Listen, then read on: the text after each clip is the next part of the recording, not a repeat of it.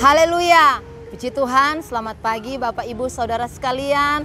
Pada pagi hari ini kita bersyukur karena kalau kita boleh ada itu semua karena kemurahan Tuhan.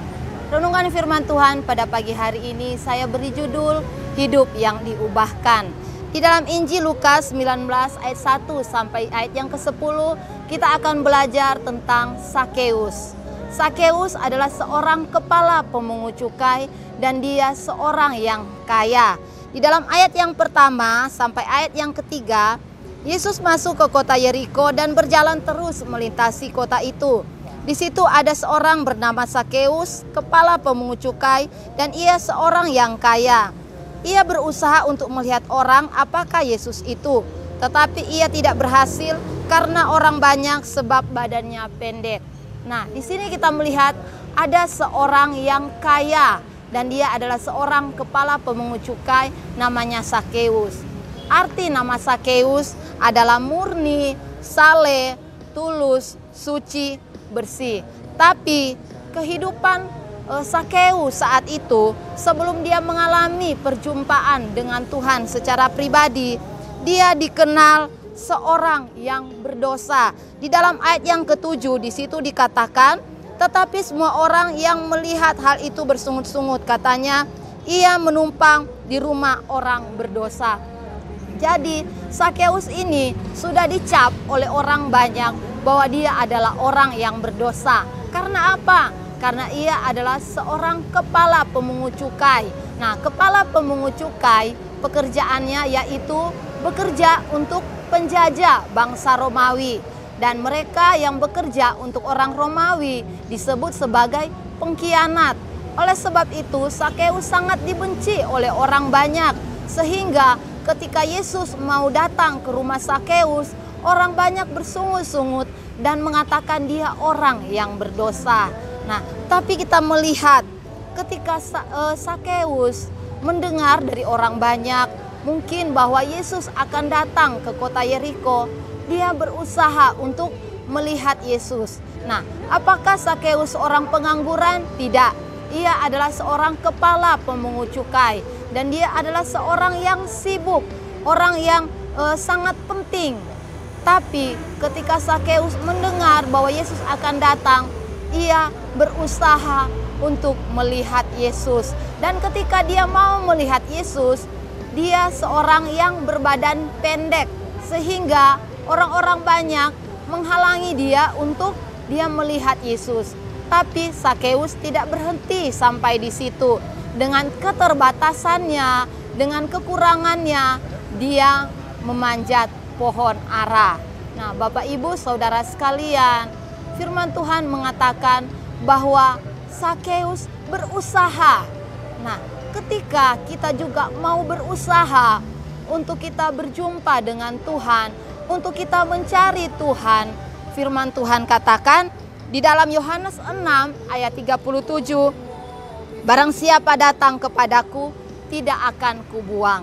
Jadi mungkin kita adalah orang yang berdosa. Mungkin kita orang yang sudah dicap oleh orang banyak, kita adalah orang yang berdosa. Kita orang yang banyak kekurangan, kita banyak kelemahan. Tapi firman Tuhan katakan, barang siapa datang kepadaku tidak akan kubuang. Jadi ketika kita mau datang kepada Tuhan, Tuhan tidak pernah membuang setiap orang yang datang kepadanya. Saat itu Sakeus sudah dicap bahwa dia adalah orang yang berdosa. Dia adalah orang yang berkhianat kepada bangsanya sendiri. Tapi itu tidak menghalangi dia untuk dia datang kepada Tuhan. Dia berusaha untuk melihat Tuhan. Nah, firman Tuhan mengatakan ketika ayat yang kelima ya, ketika Yesus sampai ke tempat itu, ia melihat ke atas dan berkata, Sakeus segeralah turun, sebab hari ini aku harus menumpang di rumahmu. Nah, di tempat itu pasti banyak tuh orang yang melihat Yesus. Mungkin orang berdesak-desakan, orang berusaha untuk mendekati Yesus. Tapi ada satu pribadi yang sangat mengesankan buat Yesus. Ketika Yesus lewat, Tuhan Yesus tahu bahwa di atas pohon ada seorang yang sungguh-sungguh mau melihat Yesus, mau sungguh-sungguh berjumpa dengan Tuhan, yaitu Sakeus. Dan ketika Yesus lewat, Yesus melihat Sakeus dan memanggilnya. Dan Yesus berkata bahwa Yesus akan datang ke rumah Sakeus. Dan ayat yang ke-6, lalu Sakeus segera turun dan menerima Yesus dengan sukacita. Bapak, Ibu, Saudara sekalian, marilah ketika Yesus mau datang di dalam hidup kita, di dalam rumah kehidupan kita, kita menerima Yesus dengan sukacita. Dan di dalam ayat yang ke-7, ketika Yesus mau datang ke rumah Sakeus, ada banyak orang bersungut-sungut dan mengatakan, mengapa Tuhan Yesus datang ke rumah orang yang berdosa? Kenapa Yesus datang kepada seorang pengkhianat? Tapi di sini kita lihat belas kasih Tuhan kepada orang yang berdosa.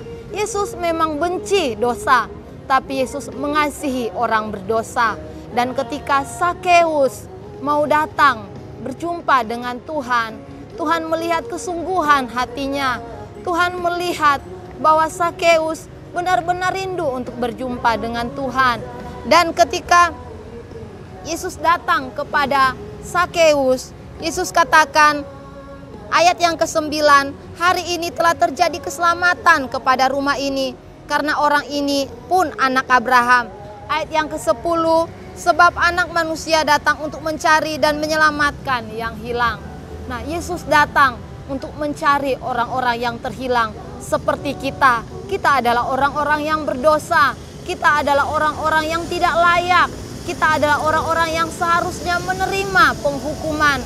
Tapi syukur kepada Tuhan, Yesus Kristus mau mati buat kita, mau menyelamatkan kita. Sebab itu di dalam Matius 11 ayat 28, Tuhan Yesus katakan, marilah kepadaku semua yang letih lesu dan berbeban berat. Jadi Yesus mengundang kepada kita siapa saja untuk kita datang kepada Tuhan. Tidak peduli apapun mungkin pendapat orang lain tentang kita. Mungkin kita tidak dicap sebagai orang yang baik, sebagai orang yang sungguh-sungguh dekat dengan Tuhan. Tapi ketika kita mau untuk kita datang kepada Tuhan, kita pasti akan menerima keselamatan dari Tuhan. Firman Tuhan katakan, ketika Sakeus berjumpa dengan Tuhan, Sakeus mengalami pertobatan. Sehingga firman Tuhan katakan di dalam ayat yang ke-8 berkata bahwa Sakeus akan memberi hartanya setengah kepada orang yang miskin. Dan barang siapa yang sudah diperas oleh Sakeus, Sakeus akan mengganti 4 kali lipat. Di sini kita lihat ketika seseorang mengalami perjumpaan pribadi dengan Tuhan, pasti ada perubahan, pasti ada buah pertobatan yang dihasilkan. Nah, pagi hari ini kita juga melihat di dalam firman Tuhan bahwa ketika orang itu mengalami perjumpaan dengan Tuhan, dia menjadi pribadi yang baru. Di dalam 2 Korintus 5 ayat 17, jadi siapa yang ada di dalam Kristus, ia adalah ciptaan baru. Yang lama sudah berlalu, sesungguhnya yang baru sudah datang. Kita menjadi ciptaan baru. Kita menjadi ciptaan yang diubahkan. Saulus, sebelum dia berjumpa dengan Tuhan, dia seorang penganiaya jemaat. Tapi ketika dia berjumpa dengan Tuhan secara pribadi, dia menjadi seorang rasul yang luar biasa. Rasul yang dipakai Tuhan dengan sangat hebat. Begitu juga dengan kita. Ketika kita mengalami perjumpaan dengan Tuhan, pasti kita akan mengalami perubahan yang luar biasa. Dan dampaknya orang-orang juga yang ada di sekitar kita bisa melihat perubahan kita. Dimana kalau dulunya kita adalah orang yang malas berdoa, orang yang malas membaca firman Tuhan, orang yang malas beribadah, kita menjadi orang yang rajin dan setia melayani Tuhan. Kalau dulunya kita adalah orang yang kasar, orang yang suka menggosip, suka menjelekkan orang lain, kita menjadi pribadi yang baik. Kita menjadi juga pribadi yang murah hati seperti Sakeus. Sakeus menjadi pribadi yang murah hati ketika dia mengalami perjumpaan dengan Tuhan. Puji Tuhan, renungan firman Tuhan sampai di sini, kita akan berdoa.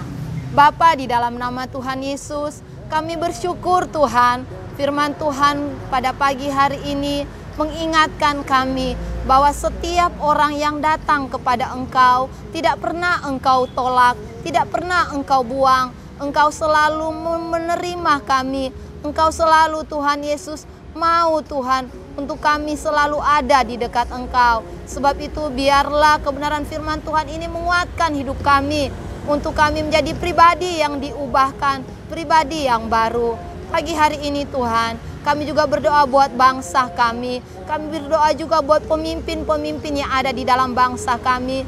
Biarlah juga mereka di dalam menjalankan tugas dan tanggung jawab mereka. Mereka menjadi orang-orang yang bertanggung jawab, orang-orang yang benar, orang-orang yang murah hati, orang yang sungguh-sungguh di dalam menjalankan tugas dan tanggung jawab mereka. Beban mereka Tuhan yang mereka pikul, Tuhan tolong berikan kekuatan, berikan hikmah Tuhan, supaya setiap keputusan dan juga Tuhan Yesus tindakan-tindakan yang mereka buat itu sesuai dengan kehendak-Mu. Kami juga berdoa Tuhan buat setiap orang-orang yang percaya kepada-Mu Tuhan, di dalam Tuhan Yesus menjalani hidup ini, biarlah tetap bergantung dan berharap kepada Engkau. Roh Kudus menguatkan kami, untuk kami tetap kuat iman kami, untuk kami tetap setia, untuk kami tetap mengandalkan Tuhan, untuk kami tetap percaya dan berharap kepada Tuhan. Berkati ya Tuhan Yesus setiap mereka yang mendengar Tuhan dan mengikuti Tuhan Yesus acara ini.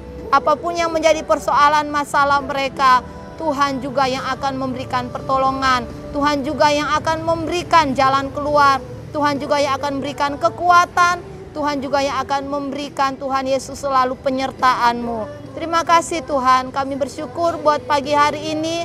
Dan kami juga Tuhan Yesus tetap berdoa buat keadaan bangsa kami, pandemi yang dialami oleh bangsa kami. Kami tahu Tuhan, Engkau turut bekerja dalam segala sesuatu untuk mendatangkan kebaikan buat kami. Terima kasih Tuhan.